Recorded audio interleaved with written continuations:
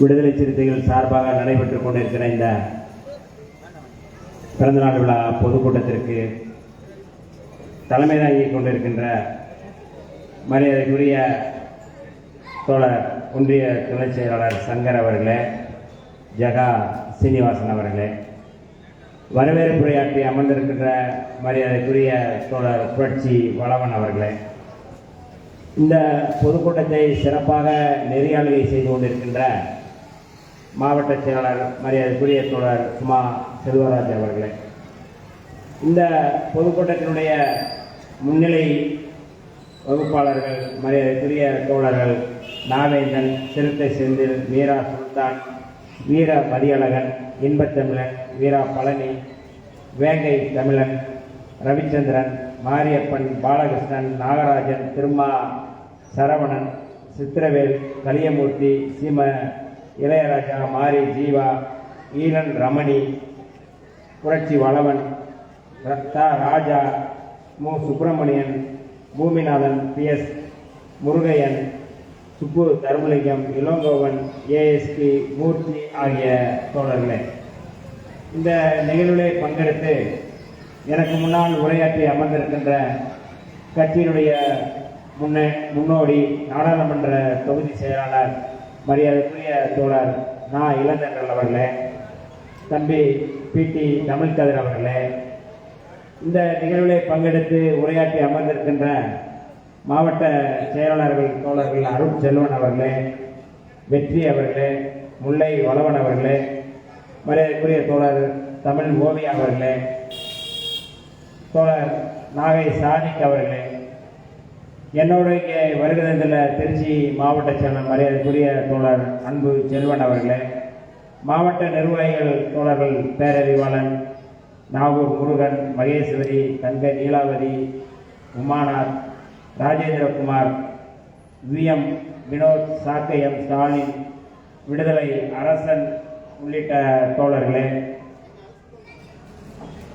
பாப்பா கிழக்கு ஒன்றிய செயலாளர் பாப்பா செல்வம் அவர்களே, மைக்கேல் ராஜ் அவர்களே, துறை ஈர ராஜா அவர்களே, நாராயணசாமி அவர்களே, இந்த நிகழ்விலே நிறைவாக நன்றியுரையாற்றக்கூடிய மரியாதைக்குரிய தோழர் PKT ராஜா அவர்களே, நாம் வருவதற்கு முன்பு உங்களையெல்லாம் இந்த பகுதியை மக்களையும் ஒரு எழுச்சிகரமான தன்னுடைய இசை நிகழ்ச்சியால் சிறப்பித்திற்கு மரியாதைக்குரிய தோழர் செந்தமிழன் தலைமையான கலைக்குழுவை சேர்ந்த அத்தனை தோழர்களுக்கும் நம்முடைய இந்த பொதுக்கூட்டத்தில் என்ன பேசுகிறோம் என்பதை கேட்பதற்காக சாலைகளிலே நின்று கொண்டு கேட்டுக்கொண்டிருக்கின்ற உறவுகளே, தோழர்களே, தோழமை கட்சியை சேர்ந்தவர்களே, வியாபார பெருங்குடி மக்களே, விடுதலை சிறுத்தைகளே, உங்கள் அத்தனை பேருக்கும் என்னுடைய வணக்கங்களை தெரிவித்துக் கொள்கின்றேன். இந்த பகுதியிலே நம்முடைய தலைவர், மகத்தான தலைவர், எழுச்சி தமிழர் அண்ணன் திருமாவளவன் அவருடைய பிறந்தநாளை கொண்டாட வேண்டும் என்று நாங்கள் சென்னையிலே தலைமை அலுவலகத்திலே தலைமை நிலையத்தின் சார்பாக நடக்கின்ற அந்த கூட்டத்திற்கு முன்பாகவே இந்த தேதியை என்னிடம் வாங்கியிருந்தார்கள். இந்த பகுதியிலே இளைஞர்கள் எல்லோரும் ஒன்றிணைந்து நம்முடைய தோழர்கள் இதை முழு முயற்சி எடுத்து இந்த விழாவை நடத்தி கொண்டிருக்கிறார்கள். அவர்களுக்கு என்னுடைய வாழ்த்துக்களையும் பாராட்டுகளையும் இந்த இடத்திலே நான் சொல்ல கடமைப்பட்டிருக்கின்றேன். 2019 என்று நான் நினைக்கின்றேன், வேதாரண்யத்திலே புரட்சியாளர் அம்பேத்கர் அவருடைய சிலை தகர்க்கப்பட்ட போது, சாதியவாதிகளால் உடைக்கப்பட்ட போது இந்த பகுதிக்கு நேரடியாக வந்து அந்த சிலையை பார்வையிட்டு போனேன். இன்றைக்கு மீண்டும் அதே இடத்திலே நின்று அந்த புரட்சியாளர் அம்பேத்கருடைய சிலைக்கு மாலை அணிவித்து வீரவணக்கம் செலுத்தி விட்டு வருகின்றோம். நிறைய நீங்க வந்து வீடியோக்குள்ள பார்க்கும் பொழுது ஒரு சாலை மறியல் செய்து கொண்டிருக்கும்போது போலீஸோட நான் மோதுறது மாதிரி, போலீஸோட ஃபைட் பண்ற மாதிரி ஒரு வீடியோ நீங்க பார்த்துருப்பீங்க. அந்த வீடியோ, வரலாற்று சிறப்புமிக்க வீடியோ வந்து வேதாரண்யம் புரட்சியாளர் அம்பேத்கர் சிலை உடைப்பை கண்டித்து சென்னையிலே அண்ணா சாலையிலே நடைபெற்ற அந்த போராட்டத்தின் போது போலீஸுக்கும் எமக்கும் நடந்த அந்த சண்டையின் போது எடுத்த வீடியோக்கள் தான். அப்படியான ஒரு வரலாற்று சிறப்புமிக்க ஒரு இடத்தில் நின்று நான் பேசுவது மகிழ்வை தருகின்றது. இதே பகுதியில் 2001 வேதாரண்ய பகுதியில் விடுதலை புலிகள் அமைப்பை சேர்ந்த தோழர்கள் இந்த பகுதியில் தங்கியிருந்த போது அவர்களோடு இணைந்து இந்த கடற்கரை பகுதியில் சில வேலைகளை செய்வதற்காக இந்த பகுதியிலே தங்கி நான் வேலை பார்த்த காலமும் உண்டு.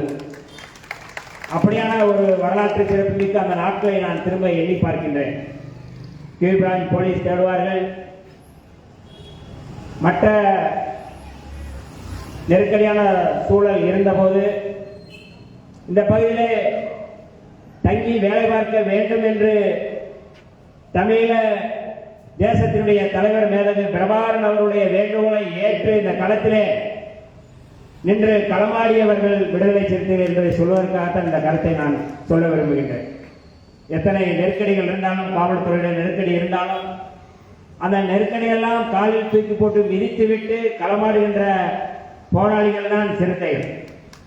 ஏன்னா எதற்கும் நாம் இந்த களத்தில் நாம் நிற்கிறோம் என்றால் 1999 தான் விடுதலை சிறுத்தைகள் தேர்தல் களத்திற்கே வந்தோம்.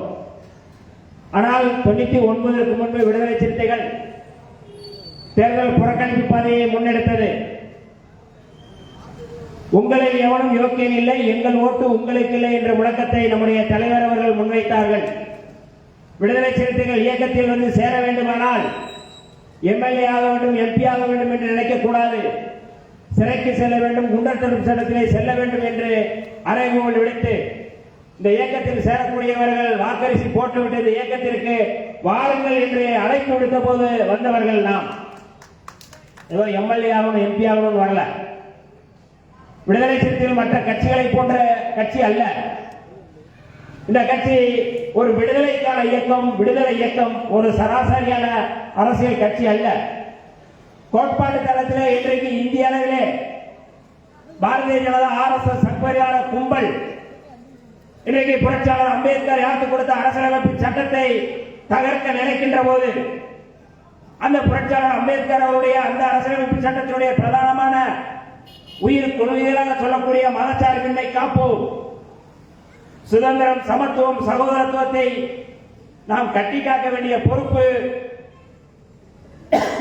யாருக்கு இருக்கிறதோ இல்லையோ விடுதலை சிறுத்தைகளுக்கு இருக்கிறது என்கின்ற இடத்திலே நின்று மதச்சார்பின்மை காப்போம் என்கின்ற முழக்கத்தை பிறந்தநாள் நிகழ்ச்சியாக நம்முடைய தலைவர் அவர்கள் வழிகாட்டி சென்னையிலே காமராஜர் அரங்கத்திலே நாம் அந்த நிகழ்வை ஒருங்கிணைத்தோம். விடிய விடிய நடத்தினோம். மதச்சார்பின்மை காப்போம். ஒவ்வொரு பிறந்தநாள் நிகழ்ச்சியும் பிறந்தநாள் நிகழ்ச்சியாக இல்லாமல் கருத்தியல் அடிப்படையிலே அந்த நிகழ்வை ஒருங்கிணைப்பது விடுதலை சிறுத்தைகளுடைய வழக்கம்.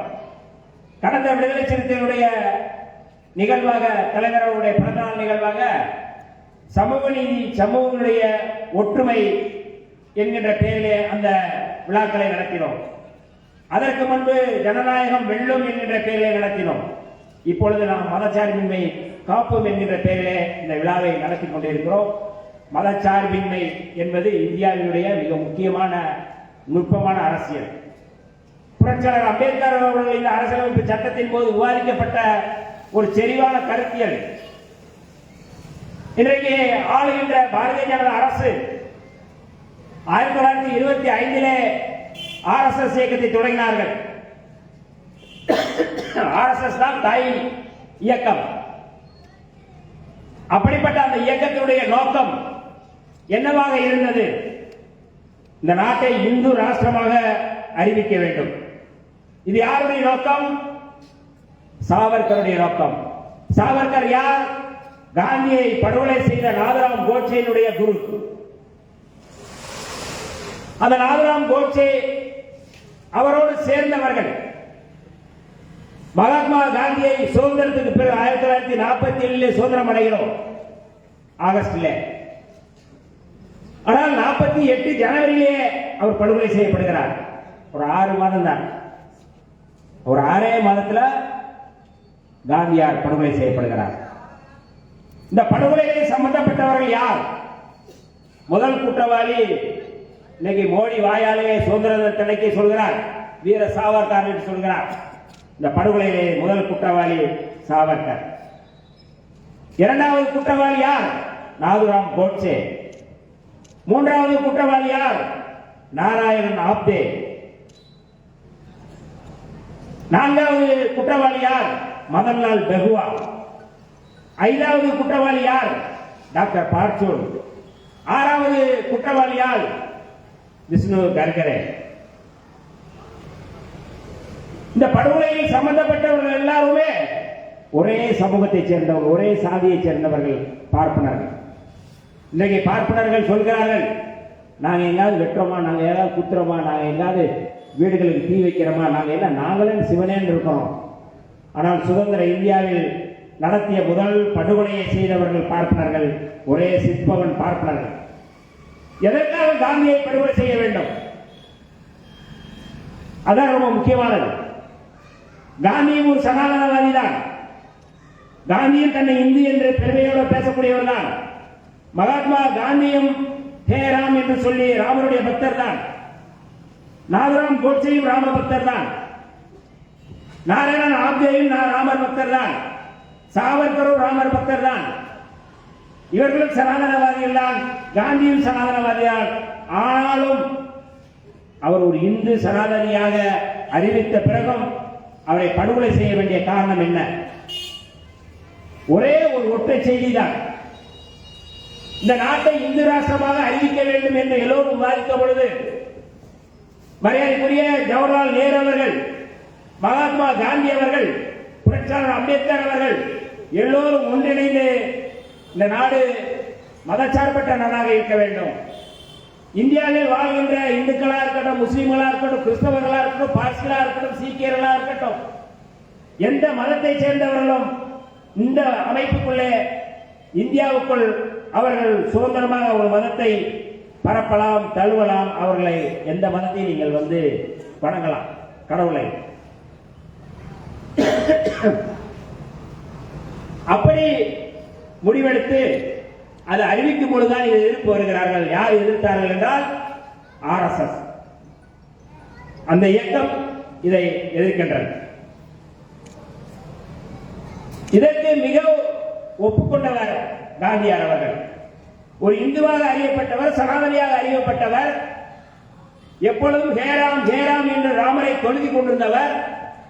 இப்படி நம்பி நம்மளை எல்லாம் கழுத்தறுத்து மதச்சார்பின்மை அந்த கோட்பாட்டை ஏற்றுக்கொண்டு விட்டார். அவர் உயிரோடு இருக்கக்கூடாது. தோழர்களே, 1948 காந்தி படுகொலை செய்யப்படுகிறார். ஆனால் 1938 முதல் படுகொலை முயற்சி அவருக்கு நடக்கின்றது. மும்பையிலே நடைபெற்ற தீண்டாமை ஒழிப்பு மாநாட்டிலே காந்தியார் அவர்கள் பேசும் பொழுது மாடியிலிருந்து பாம் வீசப்படுகின்றது. அதில் அவர் தப்பித்துக் கொள்கிறார். இப்படி ஒரு 6-7 முறை அவர் மீது படுகொலை நிகழ்வு முயற்சி நடந்து கொண்டே இருக்கின்றது. ஒரு முறை சொல்கிறார் காந்தியார், ராமரை காப்பாற்றி விட்டார் என்று அவர் சொல்கிறார். ஆனால் கோட்சே சொன்னான், இனிமேல் ராமர் உன்னை காப்பாற்ற மாட்டான், நீ கொல்லப்படுவாய் என்று வெளிப்படையாக சொல்கிறார். காந்தியாருக்கு எச்சரிக்கை விடுகிறார். காந்தியினுடைய கொள்கை என்பது மதச்சார்பின்மை கொள்கைதான். புரட்சியாளர் அம்பேத்கருடைய கொள்கை அதுவும் மதச்சார்பின்மை கொள்கைதான். ஜவஹர்லால் நேரு அவருடைய கொள்கையும் மதச்சார்பற்ற கொள்கைதான். இதற்கு எதிராக அவர்கள் பேசினால்தான் இன்றைக்கு படுகொலை செய்யப்பட்டிருக்கிறார். ஆகவே இந்தியாவுடைய மிக நுட்பமான அரசியல் என்பது மதச்சார்பின்மை தான். அந்த மதச்சார்பின்மைக்கு இன்றைக்கு மிக மோசமான நெருக்கடியை கொடுக்கிறார்கள். இந்த நாட்டை இந்து ராஷ்டிரமாக அறிவிக்க வேண்டும். ஒரே நாடு, ஒரே மொழி. ஒரே மொழி என்பது இந்தி மொழி, ஒரே நாடு என்பது இந்து ராஷ்டிரம். இவர்கள் இந்த நாட்டிலே வாழ வேண்டும் என்கிற அடிப்படையிலே இன்றைக்கு RSS கும்பல் இன்றைக்கு மோடியை முன்வைத்து இந்த வேலைகளை செய்து வருகிறது.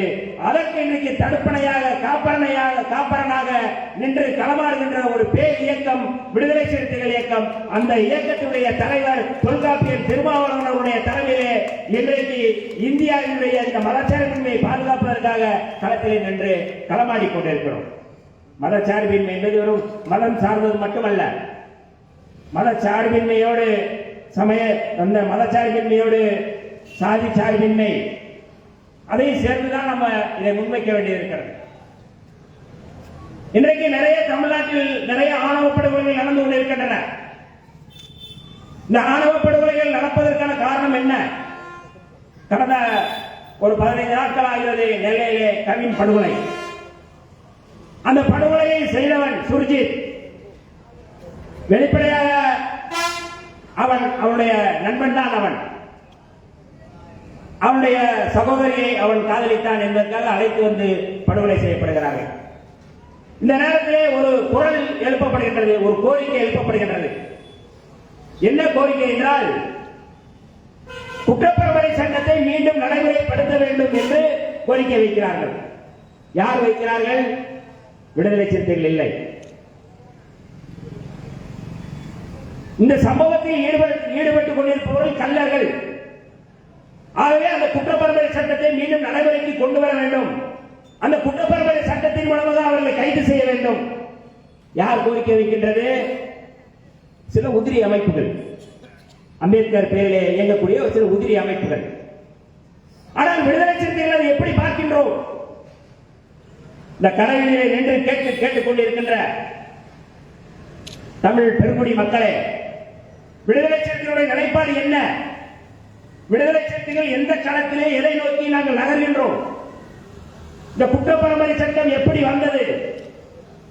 1871 பிரிட்டிஷ் காலத்திலே பஞ்சாப் பகுதியிலே நாடோடிகள் என்று சொல்லக்கூடிய அந்த பகுதியில் நிறைய திருட்டு கொள்ளையடித்துக் கொண்டிருக்கிறார்கள். பிரிட்டிஷ் அரசு அவர்களை கண்டறிந்து அவர்களை பிடிப்பதற்காக ஒரு சட்டம் வேண்டும் என்று சொல்லி அந்த சட்டத்தை கொண்டு வருகிறார்கள். பஞ்சாப் மாநிலத்தில் மட்டும்தான் அப்படியே தொடர்கிறது. அப்படியே அந்த பகுதி முழுக்க இதை கொண்டு வருகிறார்கள். 1911ஆம் ஆண்டு இந்த சட்டம் இந்தியா முழுக்க கொண்டு வரப்படுகின்றது. இந்த குற்றப்பரம்பரை சட்டம் 1911 1871 பிரிட்டிஷ் அரசு கொண்டு வந்த பிறகு அது ஒரு பகுதியில் மட்டும் இருந்தது. ஆனால் 1911 இந்த சட்டம் தமிழ்நாட்டுக்கும் சேர்த்து கொண்டு வரப்படுகின்றது. இந்தியா முழுக்க மொத்தம் 211 சாதிகள். எந்த பட்டியலிலே குற்றப்பரம்பரை சட்டத்தின் கீழ் எந்தெந்த சாதியெல்லாம் இதில் இருக்கிறார்கள் என்று அவர்கள் பட்டியல் விடுகிறார்கள். தமிழ்நாட்டில் மொத்தம் 89 சாதிகள். இன்றைக்கு இங்கே சொல்கிறார்கள் கள்ளர், மறவர், அகமுடையார் மட்டும் இந்த குற்றப்பரம்பரை சட்டத்தில் இருந்ததாக சொல்கிறார்கள். அப்படி அல்ல. அந்த 3 சாதிகள் மட்டும் குற்றப்பரம்பரை சட்டத்தில் இல்லை. அந்த சட்டத்திலே தமிழ்நாட்டில் 89 சாதிகள் பட்டியலிடப்படுகிறது. அந்த பட்டியலிலே உப்புக்குறவர் இருக்கிறார்கள், தொம்பர் இருக்கிறார்கள், கேக்மாரி என்று சொல்லக்கூடிய பழங்குடி சமூகத்தைச் சேர்ந்தவர்கள் இருக்கிறார்கள். வட மாநிலங்களிலே, வட மாவட்டங்களிலே பறையர்கள் குற்றப்பரம்பரை சட்டத்திலே இருந்தார்கள். இப்படி மொத்தம் 89 சாதி. அதிலே ஈசநாட்டு கள்ளர்கள், தஞ்சை பகுதியில் இருந்த ஈசநாட்டு கள்ளர்களும் குற்றப்பரம்பரை சட்டத்தில் இருந்தார்கள். இவர்களெல்லாம் யார் தமிழ்நாட்டிலே யார் இந்த 89 சாதியை யார் உள்ளடக்கியது? ராஜா அன்றைக்கு ராமானுஜ ஐயங்கார் என்கின்ற சொல்லக்கூடிய பார்ப்பனர் ஒருவர் இங்கே இருந்து பிரிட்டிஷ் அரசுக்கு எழுதி இவர்கள் எல்லாம் இந்த குற்றப்பரம்பரை சட்டத்திலே சேர்க்க வேண்டும் என்று சொன்னது ராமானுஜ ஐயங்கார். அவர்கள் இதை வகைப்படுத்துகிறார்கள். மதுரையிலே ராஜா என்ற ஐயர் அவர் இதை நடைமுறைப்படுத்துகிறார். இந்த 89 சாதிகளுடைய பட்டியலை ஒவ்வொன்றாக அவர் எடுக்கிறார்கள். எப்படி இந்த 89 சாதிகளும் ஒரே நேரத்தில் காவல் நிலையத்தில் போய் கையெழுத்து போட முடியுமா? அப்படி அல்ல. அதற்கு ஒரு வடிவம் கொடுக்கிறார்கள். அந்த ஊரிலே கள்ளர் அமைப்பு என்று உருவாக்கி அந்த கையெழுத்து வாங்குவதற்கான ஒரு பேரேடுகளை உருவாக்கி அதிலே ஒரு சமூகம் என்றால் இந்த குற்றப்பரம்பரை சட்டத்திலே யாரெல்லாம் இருக்கிறார்கள் என்றால் அது ஒட்டுமொத்த சமூகமும் இல்லை. அதுல 5 பேர் 10 பேர் இருப்பார்கள். அந்த 10 பேரை கொண்டு வந்து ஊர் தெருவில் நிறுத்தி அங்கே வந்து கையெழுத்து வாங்கிவிட்டு செல்வார்கள். இது நடைமுறை. தோழர்களே, நான் சொன்னது 1911 தஞ்சை மாவட்டத்திலே மிக முக்கியமான ஒருவர் இருந்தார். அவர் பெயர் கோபால்சாமி ரங்கநாத ராஜாவியார். அவர் 5ஆம் ஜார்ஜ் மன்னரை சந்திக்கிறார். 5ஆம் ஜார்ஜ் மன்னரை சந்தித்து எங்கள் பகுதியில் இருக்க ஈசநாட்டு கள்ளனுடைய இந்த குற்றப்பரம்பரை சட்டத்திலிருந்து அவர் பெயரை நீக்க வேண்டும் என்று கோரிக்கை வைக்கிறார். அவருடைய கோரிக்கை ஏற்று தஞ்சை பகுதியில் இருக்கின்ற இந்த குற்றப்பரம்பரை சட்டத்தில் இருந்த இந்த கல்லர்களை நீக்கம் செய்வதற்கு கடுமையாக போராடியவர் கோபால்சாமி ரங்கநாத ராஜாலியார் என்கின்ற ஒரு மகத்தான போராளி. இந்த பகுதியில் தான் வசித்தவர்.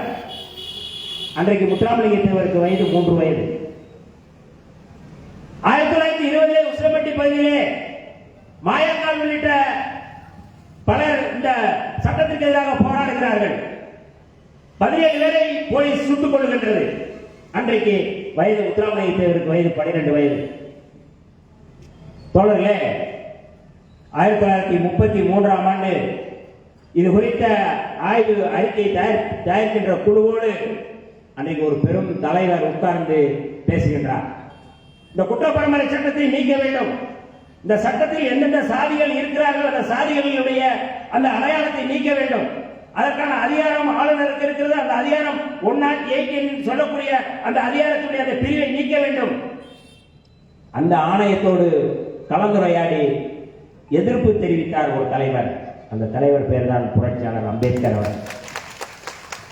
குற்றப்பரம்பரை சட்டம் இருக்கக்கூடாது, குற்றப்பரம்பரை சட்டம் நீக்கப்பட வேண்டும் என்று 1933 குரல் கொடுத்தவர் புரட்சியாளர் அம்பேத்கர் அவர்கள். 1911 இங்கே 5ஆம் ஜார்ஜ் மன்னரை சந்தித்து இங்கே இருக்கின்ற இந்த ஈசலாட்டு கலர் இந்த பட்டியலிருந்து நீக்கியவர் கோபால்சாமி ரங்கநாத ராஜாலியார் அவர். தோழர்களே, 1947 ஜூன் மாதம் 5ஆம் தேதி அன்றைக்கு சென்னை மாகாணத்துடைய உள்துறை அமைச்சராக இருந்தவர் சுப்பராயன் அவர்கள், நீதி கட்சியினுடைய தலைவர் சுப்பராயன் அவர்கள் தலைவர்கள் ஒருவர். அவர் இந்த சட்டத்தை நீக்கி சட்டம் ஏற்றுகிறார். இன்று முதல் குற்றப்பரம்பரை சட்டம் நீக்கப்படுகிறது என்று அவர் அரசாணை பிறப்பிக்கிறார். தோழர்களே, அந்த அரசாணையில் சுப்பராயன் அவர்கள் சொல்கிறார்கள், இந்த சட்டம் நீக்கப்படுவதற்கு முதல் காரணம் புரட்சியாளர் அம்பேத்கர் அவர்கள். அவர் அதை அறிவுறுத்தியதன் அடிப்படையில் தான் இந்த சட்டத்தை நாங்கள் நீக்குகிறோம் என்று அன்றைக்கு அறிவிக்கிறார்கள். புரட்சியாளர் அப்படிப்பட்ட புரட்சியாளர் அம்பேத்கர் அவருடைய சிலை இன்றைக்கு தகர்க்கப்படுகிறது என்றால் யாரால்? யார் விசுவாசமாக இருக்க வேண்டும்? யார் உண்மையாக இருக்க வேண்டும்? எந்த மக்கள் இந்த தலைவருக்கு உண்மையாக இருக்க வேண்டும்? நான் கேட்கின்றேன். இந்தியாவில் அத்தனை சமூகமும் இன்றைக்கு அமைதியாக அத்தனை உரிமையோடு வாழ வேண்டும் என்பதுதான் புரட்சியாளர் அம்பேத்கருடைய நோக்கம். இன்றைக்கு பிஆர்ஏ எஸ்ஐஆர் என்று சொல்லக்கூடிய வாக்காளர் திருத்த சட்டத்தை கொண்டு வந்திருக்கிறார்கள். மொத்தம் 65 லட்சம் வாக்காளர்கள் அங்கே அவருடைய வாக்குரிமை பறிபோகின்றது. அன்றைக்கு வாக்குகள் எல்லோருக்கும் வாக்களிக்க முடியாது. இந்த ஜனநாயக நாட்டிலே சொத்துக்கள் இருப்பவர்கள், இன்கம் டாக்ஸ் கட்டியவர்கள் மட்டும்தான் அன்றைக்கு வாக்களிக்க முடியும். ஆனால் 18 வயது நிரம்பியவர்கள் அத்தனை பேரும் இங்கே வாக்களிக்கலாம் என்கிற ஒரு திருத்தத்தை முன்மொழிந்தவர் புரட்சியாளர் அம்பேத்கர் அவர்கள். எல்லோருக்கும் ஒரு ஓட்டு, ஒவ்வொரு ஓட்டும் ஒரே மதிப்பு சொன்னவர் புரட்சியாளர் அம்பேத்கர் அவர்கள். அப்படிப்பட்ட அந்த மதிப்பை இன்றைக்கு சீர்குலைக்கின்ற வகையிலே, மதிப்பிழக்கக்கூடிய வகையிலே இன்றைக்கு மோடி தலைமையிலான கும்பல் இன்றைக்கு வாக்குகளை அவர்கள் திருடுகிறார்கள். திருட்டு கும்பல் இன்றைக்கு தமிழ்நாட்டை மட்டுமல்ல இந்தியாவை இன்றைக்கு அவர்கள் குறிவைத்துக் கொண்டிருக்கிறார்கள். திருட்டு கும்பல். நாம் எப்படிப்பட்டவர்களை நாம் எதிர்க்கின்றோம்? விடுதலை சிறுத்தைகள் இன்றைக்கு இந்த களத்திலே பாரதிய ஜனதா RSS சன்பரிவார கும்பலை ஏன் எதிர்க்கின்றோம்? நாங்கள் இன்றைக்கு நியாயவாதியாக இருக்கின்றோம். புரட்சியாளர் அம்பேத்கர் அவருடைய அந்த அரசியலமைப்பு சட்டம் தான் இன்றைக்கு ஆயுதம், எல்லோருக்குமான ஆயுதம். 2002 குஜராத்திலே இனப்படுகொலை செய்தவர்கள் தான் பாரதிய ஜனதா. 2002 அன்றைக்கு அவர் முதலமைச்சர் யாரு? இன்றைக்கு இந்தியாவுடைய தலைமை அமைச்சராக இருக்கக்கூடிய மோடி.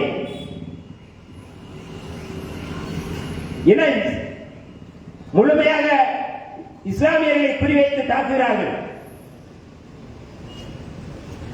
ஒரு பகுதி அகமதாபாத் காவல் நிலையத்திற்கு பக்கத்திலே, அந்த கமிஷனர் அலுவலகத்துக்கு பக்கத்திலே ஒரு பகுதி இருக்கின்றது. அந்த பகுதிக்கு பேர் கோல்பர்க் சொசைட்டி. அந்த சொசைட்டியிலே வசித்து வருபவர் ஜாஃப்ரி. அவர் யார் என்றால் அன்றைக்கு காங்கிரஸ் பேர் இயக்கத்துடைய காங்கிரஸ் கட்சியுடைய நாடாளுமன்ற உறுப்பினர் 2002. அவர் உடனடியாக பிரதமர் மோடிக்கு அன்றைக்கு இந்த முதலமைச்சர் மோடி அவர்களுக்கு தொடர்பு கொள்கிறார். இந்த சொசைட்டிக்குள்ளே அவர்கள் வசிக்கின்ற குடியிருப்பு பகுதிகளுக்குள்ளே விஸ்வ இந்து பரிஷத் RSS சேர்ந்த காளிகள் ரவுடிகள் உள்ளே புகுந்து எங்களை தாக்க வருகிறார்கள், எங்களை காப்பாற்றுங்கள் என்று தொலைபேசி துண்டிக்கப்படுகின்றது. உள்ளே நுழைகிறார்கள், தீ வைத்து கொளுத்துகிறார்கள், வீடுகள் எல்லாம் தீக்கிரையாக்கப்படுகின்றன. இந்த ஜாஃப்ரியை தேடி பிடித்து அவரை கண்டுதுண்டமாக வெட்டி நெருப்பிலை போடுகிறார்கள். அவ்வளவு மோசமான படுகொலை நடந்தது. அந்த வழக்கிலே மோடி சேர்க்கப்பட்டார். இந்த படுகொலைக்கு காரணம், இந்த படுகொலைகளுக்கு காரணம் மோடி தான் என்று அன்றைக்கு குற்றம் சுமத்தப்பட்டது. பின்னால் அவர் விடுதலை செய்யப்படுகிறார், அது வேறு. 2002 தான் பில்கிஸ் பானு படுகொலை. பில்கிஸ் பானு பாலியல் வல்லுறவு செய்யப்படுகிறார்.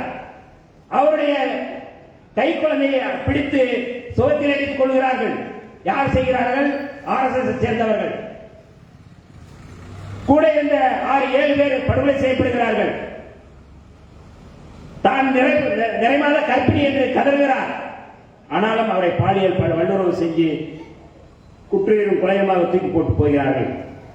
அந்த வழக்கிலே அவர்களுக்கு 13 பேருக்கு ஆயுள் தண்டனை கொடுக்கப்பட்டது. இன்றைக்கு அத்தனை பேரையும் குஜராத் அரசு விடுதலை செய்திருக்கின்றது.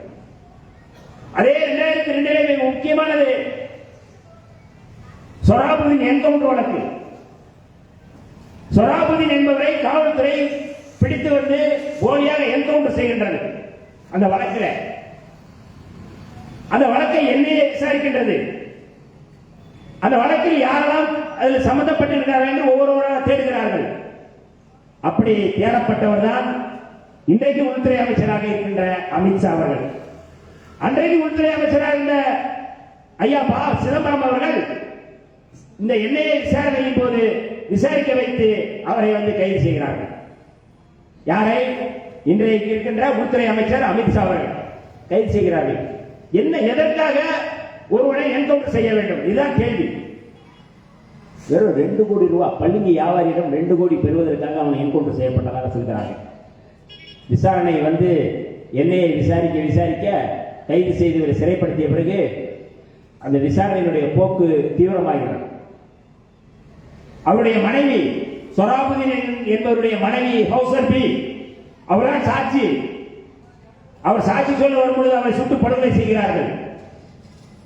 இன்னொரு சாட்சி துளசிராம் பிரஜாபதி அவர் படுகொலை செய்யப்படுகிறார், சுட்டு படுகொலை செய்யப்படுகிறார். உறவுகளே, அதான் சாட்சி சொல்வதற்கு யாரும் இல்லை.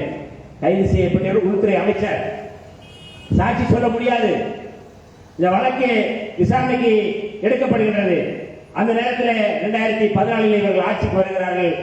ஒட்டுமொத்தமான வழக்கினுடைய அத்தனை போக்கு மாறுகின்றது. 2014 இந்த வழக்கு வரும்பொழுது நீதிபதி லோயா என்பவர் இந்த வழக்கை விசாரணை செய்கிறார்கள். இந்த வழக்கை விசாரித்துக் கொண்டிருக்கும் போதே அவர் மர்மமான முறையில் கொல்லப்படுகிறார்.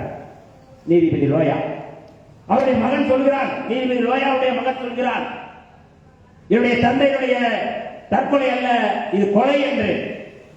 ஆனால் இன்றைக்கு அந்த வழக்கிலே அமித்ஷா உள்ளிட்டோர் எல்லோருமே விடுதலை செய்யப்படுகிறார்கள்.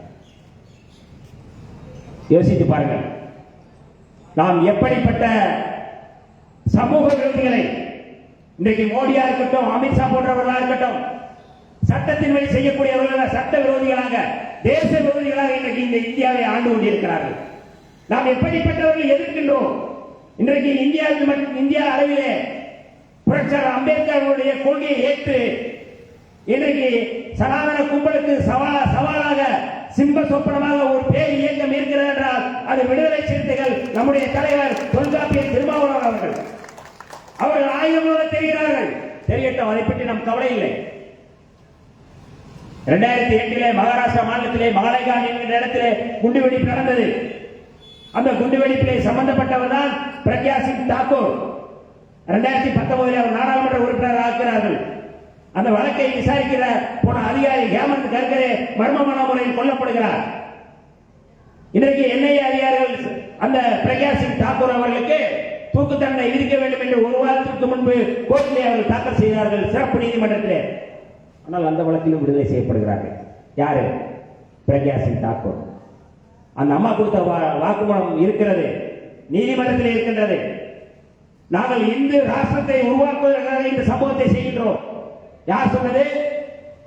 கோட்சே தான் என்னுடைய தலைவர், கோட்சே தான் தேசபக்தர் என்று நாடாளுமன்றத்திலே பேசிய பிரக்யா சிங் தாக்கூர் சொல்கிறார். அதே போல அசீமானந்தா சாமியார், அவர் சவுசௌதா ரயில் எக்ஸ்பிரஸ் குண்டுவெடிப்பு, அஜ்மீர் தர்கா குண்டுவெடிப்பு, இப்படி வழிநடுக குண்டுகளை வைத்து அவர் பலரை படுகொலை செய்கிறார். நீதிமன்றத்தில் ஒரு வாக்குமூலம் கொடுக்கிறார். நீதிமன்றத்தில் என்ன வாக்குமூலம் கொடுக்கிறார்கள்? நான் ஒரு இந்து, இங்கே சிறுபான்மை மக்கள், முஸ்லிம்கள், கிறிஸ்தவர்கள் இங்கே அவர்கள் வாக்களிக்க கூடாது, வாக்குரிமை கூடாது, ஆகவேதான் அச்சுறுத்துவதற்காக இந்த குண்டுகளை வைத்திருக்கிறேன். நான் இந்து தர்மத்தை இந்து தர்மத்தை காப்பதற்காக இந்த சம்பவங்களை செய்கிறேன். யார் சொன்னது? அசீமானந்தா சாமியார். அவரும் அந்த வழக்கில் விடுதலை செய்யப்படுகிறார். நாம் எப்படிப்பட்டவர்களை நாம் எதிர்க்கிறோம்?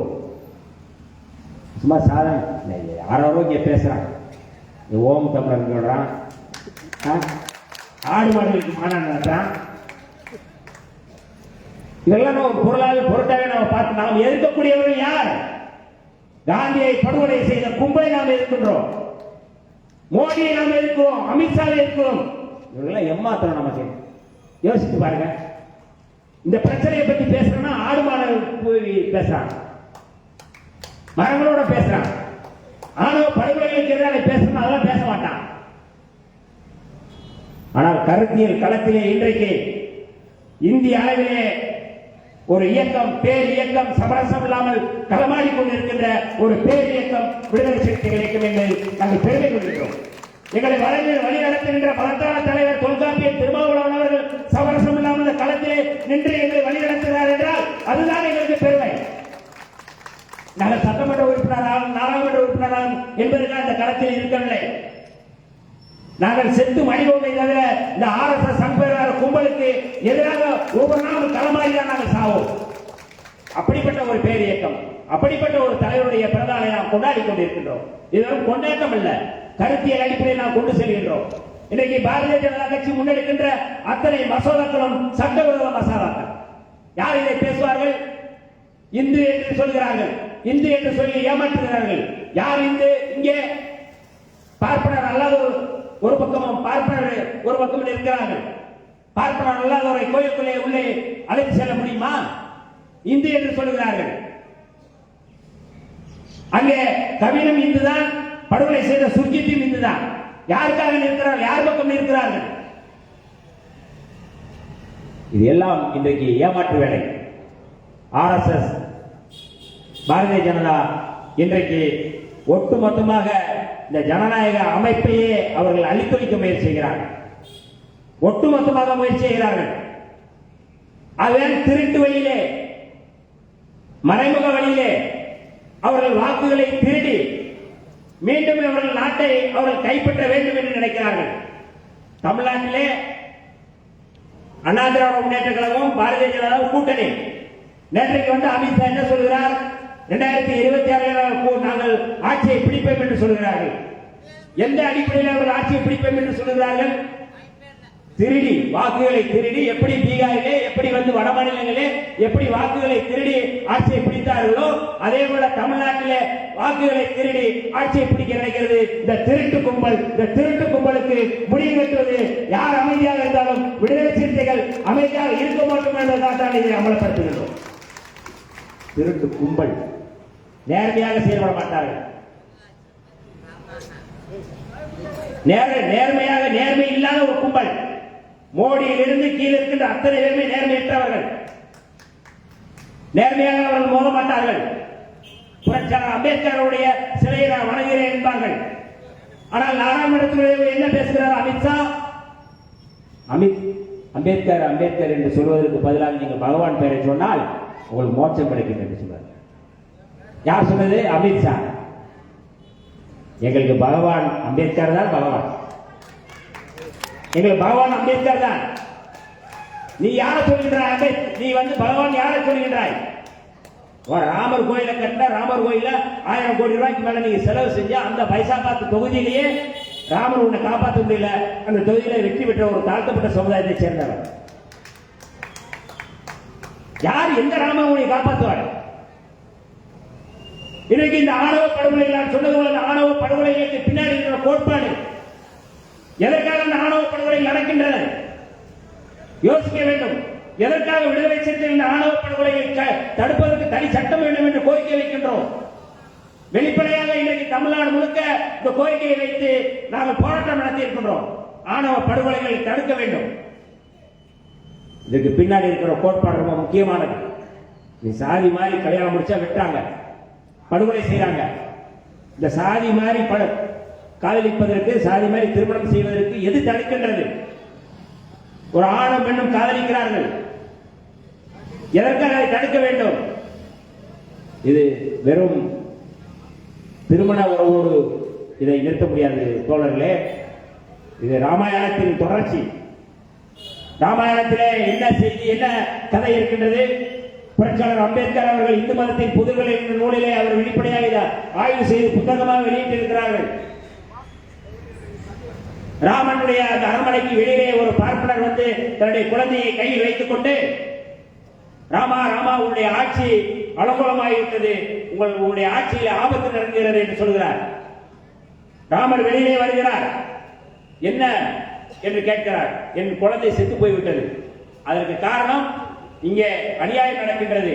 எவனோ ஒருவன் சாதி மாறி, குலம் மாறி, தர்மம் மீறி ஏதோ ஒரு வேலை செய்து கொண்டிருக்கிறான், நீ என்ன என்று போய் பாரு என்று சொல்கிறார். ராமன் குதிரையிலே வாளை எடுத்துக்கொண்டு காடுகளுக்குள்ளே செல்கிறார். அங்கே சென்றால் ஒருவன் மரக்கிளையிலே தலைகளாக ஒருவன் தொங்கிக் கொண்டிருக்கின்றான். ராமர் அவனை பார்த்து யார் என்று கேட்கிறார். என்னுடைய பெயர் சம்புவன் என்று சொல்கின்றான். என்ன செய்து கொண்டிருக்கிறாய் என்றான். நான் தவம் செய்கிறேன் என்றான். நீ என்ன சாதி என்று கேட்கிறார் ராமன். நான் வேட்டூர் சமுதாயம், நான் ஒரு பழங்குடி சமுதாயம் என்று சொல்கிறார். பழங்குடி சமுதாயத்தை சேர்ந்தவை, நீ வந்து ஒரு மிக மோசமான ஒரு கீழ் சாதிக்கார, பிராமணர்கள் யாகம் இருக்கக்கூடிய, தவம் இருக்கக்கூடியதை நீ செய்யலாமா என்று சொல்லி, ஜாதி மாதிரி இதை செய்வது தவறு என்று சொல்லி வாளை எடுத்து அவன் தலையை வெட்டி வீசுகிறான். அந்த ரத்தம், அந்த குழந்தை, செத்து போன குழந்தை, அந்த பார்ப்பனுடைய குழந்தை முகத்திலே தெளித்து அந்த குழந்தையை உயிர்ப்பித்ததாக ராமாயணத்திலே கதை சொல்கின்றது.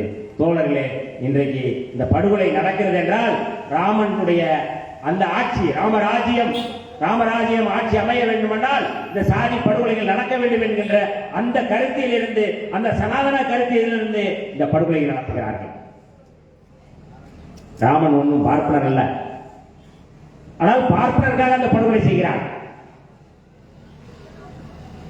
மோடி ஒன்றும் பார்ப்பனர் அல்ல, ஆனால் இத்தனை படுகொலைகளும், இத்தனை இனப்படுகொலைகள் நடப்பது பார்ப்பனர்களுக்காக நடக்கின்றது.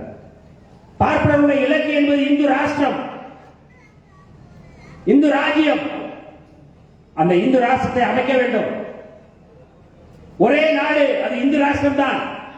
ஒரே மொழி, இந்தி மொழிதான். நம்முடைய மொழி, தமிழ் மொழியை அழித்துக் கொண்டிருக்கிறார்கள். யாருக்கு இதெல்லாம் தெரியும்? நான் ஆண்ட பரம்பரை, அந்த சாதி இந்த சாதி என்ன வேணாலும் பேசலாம். ஆனால் கொஞ்சம் கொஞ்சமாக தமிழ்நாட்டை அழித்துக் கொண்டிருக்கிறார்கள். தேசிய இனத்தினுடைய அடையாளங்களை அழித்துக் கொண்டிருக்கிறார்கள். காஷ்மீரிலே எப்படி காஷ்மீருடைய உரிமையை 370 எப்படி ரத்து செய்தார்களோ அதே போல தமிழ்நாட்டினுடைய நம்முடைய தாய்மொழியை அவர்கள் அழித்துக் கொண்டிருக்கிறார்கள். ஆகவேதான் நீங்கள் தேசிய மொழியை ஏற்றுக்கொண்டால்தான், தேசிய கல்விக் கொள்கையை ஏற்றுக்கொண்டால்தான், 3 மொழியை நீங்கள் ஏற்றுக்கொண்டால்தான் உங்களுக்கான அந்த 2152 கோடி ரூபாய் நாங்கள் தருவோம் என்று திமிரோடு பேசுகிறார்கள். என்ன காரணம்? 3 மொழியை ஏற்றுக்கொள்ள வேண்டும் என்றால் என்ன காரணம்? இந்தியை ஏற்றுக்கொள்ள வேண்டும். இன்றைக்கு தமிழ்நாட்டிலே பாரதிய ஜனதா RSS கொள்கைகளுக்கு தடுப்படையாக இருக்கக்கூடிய ஒரு ஆட்சி திராவிட முன்னேற்ற கழகத்துடைய ஆட்சி. மரியாதைக்குரிய முத்துவேல் கருணாநிதி ஸ்டாலின் அவர்கள் இன்றைக்கு முதல்வராக இருக்கின்றார். அவர் பாரதிய ஜனதா RSS சக்பரார் கும்பலுக்கு சவாலாக இருக்கிறார். ஆகவேதான் விடுதலை சிறுத்தைகள் இந்த கூட்டணியிலே இருக்கின்றோம். வெறும் தொகுதி பங்கீடுக்காக அல்ல.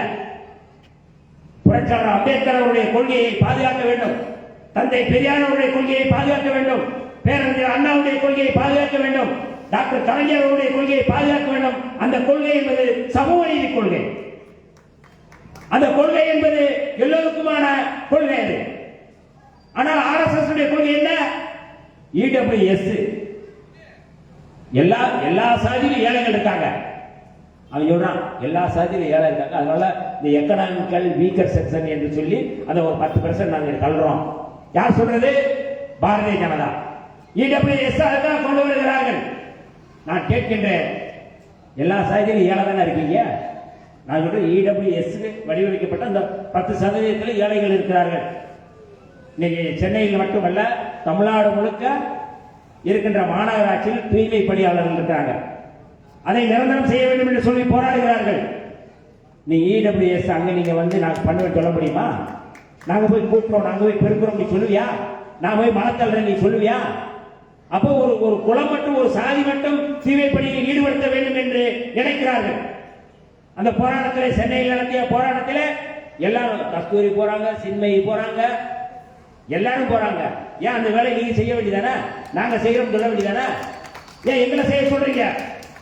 அதனால்தான் எங்களுடைய தலைவர் எழுச்சி தமிழர் தொல்காப்பியன் திருமாவளவன் அவர்கள் பேசும்போது வெளிப்படையாக சொன்னார்கள், நிரந்தர பணி ஒரு பக்கம் இருக்கட்டும், ஆனால் இதே தொழிலை காலம் முழுக்க குடும்ப தொழிலாக குல தொழிலாக நாங்கள் செய்ய வேண்டுமா?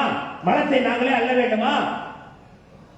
மனிதனை அள்ளுவது எவ்வளவு பெரிய அநாகரிகம்! மேலை நாடுகளிலே, மேற்கத்திய நாடுகளிலே மனிதன் அழுகின்றான். அந்த வேலையை யார் செய்கிறார்கள்? இயந்திரம் செய்கின்றது. நீ இயந்திரமயமாக்கு, அதை நவீனமயமாக்கு, அந்த வேலைக்கு எல்லாருக்கும் இடஒதுக்கீட்டை அமல்படுத்து. அப்ப தெரியும். 69% இடஒதுக்கீடு, அதை நீங்க 69% இடஒதுக்கீட்டுக்காக கொண்டு சரி. இடபிள்யூஎஸ் 10% அங்கேயும் கொண்டு போ. அந்த வேலைக்கு மட்டும் குறிப்பிட்ட சமூகம் மட்டும் இருக்க வேண்டுமா? இது ஒரு சமூக நீதி கருத்தியல். சமூக நீதியின் அடிப்படையில் குலத்தொழில் செய்யக்கூடாது. ஆனால் இங்கே செய்வதற்கு திணிக்கப்படுகிறார்கள். கடந்த 75 ஆண்டுகளாக அந்த தொழிலை ஈடுபடுத்தப்படுபவர்கள் யார்? மனிதநேயமே இல்லையா? நாம் கேட்கின்றோம், எப்படி ஒரு சமூகம் இந்த மலத்தை அள்ளிக்கொண்டே அதை நிரந்தரப்படுத்த வேண்டும் என்று சொல்வார்கள்? இதை புரிந்து கொள்ள வேண்டும். ஒரு சமூக நீதியின்பால், சமூகத்தினுடைய அக்கறையின்பால் இந்த கோரிக்கையை நாங்கள் வைக்கின்றோம். விடுதலை சிறுத்தைகள் இந்த களத்திலே தமிழ்நாட்டிலே நாங்கள் நின்று போராடுகிறோம் என்றால் இந்த சமூக நீதி பார்வையினார். தந்தை பெரியார், புரட்சியாளர் அம்பேத்கர், பேரறிஞர் அண்ணா, டாக்டர் கலைஞர் இவர்கள் முன்னெடுத்த அந்த கொள்கை கோட்பாட்டின் அடிப்படையில் இன்றைக்கு தமிழ்நாட்டிலே ஒரு பேரியக்கம் செயல்படுகிறது, இயங்குகிறது என்றால் அது விடுதலை சிறுத்தைகள் தான். ஆகவேதான் நாங்கள் மதச்சார்பின்மை காப்போம் என்கின்ற முழக்கத்தை முன்வைக்கின்றோம். மதச்சார்பின்மை காப்போம் என்பது எல்லோரையும் காப்பது. இன்றைக்கு விடுதலை சிறுத்தைகள் வலிமையானால் தமிழ்நாடு வலிமையாகும் என்கின்ற இடத்திற்கு போய் நிற்கிறது. விடுதலை சிறுத்தைகள் வலிமையானால் மதச்சார்பின்மை வலிமையாகும். விடுதலை சிறுத்தைகள் வலிமையானால் தமிழ்நாடு வலிமையாகும், தேசிய இனங்கள் வலிமையாகும் என்கிற அடிப்படையில் தான் விடுதலை சிறுத்தைகள் இந்த களத்தை நாங்கள் போராடி கொண்டிருக்கிறோம். எங்களுடைய மகத்தான தலைவர் எழுச்சி தமிழர் தொல்காப்பியன் திருமாவளவன் அவருடைய இந்த பிறந்தநாள் முழக்கம் என்பது மதச்சார்பின்மை காப்போம் தான். அந்த மதச்சார்பின்மை காப்பதற்கு நாம் தொடர்ந்து போராடுவோம். 2026 தேர்தல் என்பது மிக முக்கியமான தேர்தல். இந்த தேர்தல் களத்தில் எப்படியாவது தமிழ்நாட்டிலே ஏதாவது குறுக்கு வழியிலே குளறுபடி செய்து ஏதாவது ஒரு 10 சீட் 5 சீட்டு பிடிக்க வேண்டும் என்று அலைந்து கொண்டிருக்கிறார்கள். பாரதிய ஜனதா கட்சியை சேர்ந்தவர்கள், RSS சங்பரிவார் அமைப்பை சேர்ந்தவர்கள் மிக கடுமையாக முயற்சி செய்து கொண்டிருக்கிறார்கள். அதற்கு சிலரை இயக்கிக் கொண்டிருக்கிறார்கள். பாஜகவுடைய கிளையாக, கைப்பிள்ளைகளாக இன்றைக்கு ஓம் தமிழர் கட்சியுடைய சீமானம், இன்றைக்கு அந்த வெற்றி கழகத்தினுடைய தலைவர் யாரு? அனிலா.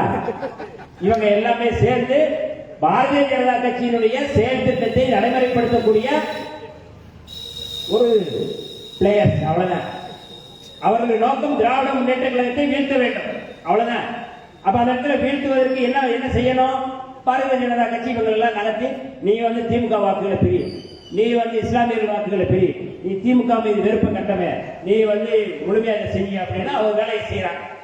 நாம் எச்சரிக்கையாக இருக்க வேண்டிய தோழர்களே, யார் அமைதியாக இருந்தாலும் சிறுத்தைகள் அமைதியாக இருக்க மாட்டோம் என்பதை களத்திலே நாம் நிரூபிக்க வேண்டிய தேவை இருக்கின்றது. தேர்தல் களம் மட்டுமல்ல, கருத்தியல் களத்திலும் நாம் நின்று களமாடிக் கொண்டிருக்கிறோம். தேர்தல் களத்திலும் இவர்களை வீழ்த்த வேண்டும். நாம் எதிரிகளை அடையாளம் காண வேண்டும், துரோகிகளையும் அடையாளம் காண வேண்டும். தமிழ் தேசியம் என்கின்ற பேரு போலி தமிழ் தேசியம் பேசிக் கொண்டிருக்கின்ற மிக மோசமான பிற்போக்கு சக்திகள் தான் இந்த ஓம் தமிழர் கட்சி. இந்த கட்சியை நாம் அந்நியப்படுத்த வேண்டிய பொறுப்பு இருக்கின்றது. சேரிகளிலே மிக கவனமாக இருக்க வேண்டிய தேவை இருக்கின்றது. வெகு மக்களிடையே நாம் பரப்புரை செய்ய வேண்டிய தேவை இருக்கிறது. 2026 என்பது யாராருக்கு போட்டி என்றால் மதச்சார்பின்மையை பாதுகாக்கக்கூடியவர்களுக்கும் மதச்சார்பான இந்து ராஷ்டிரத்தை படைப்பதற்கு தான் போட்டி. புரட்சியாளர் அம்பேத்கருடைய வாரிசுகளுக்கும் கோட்சேவுடைய வாரிசுகளுக்கும் தான் போராட்டம். தந்தை பெரியாருடைய வாரிசுகளுக்கும் சாவர்கருடைய வாரிசுகளுக்கும் தான் போராட்டம், போட்டி. இந்த போராட்ட களத்திலே, இந்த போட்டி களத்திலே வெற்றி பெறுவது யார்? அம்பேத்கருடைய பேரன்கள் வெற்றி பெற வேண்டும்.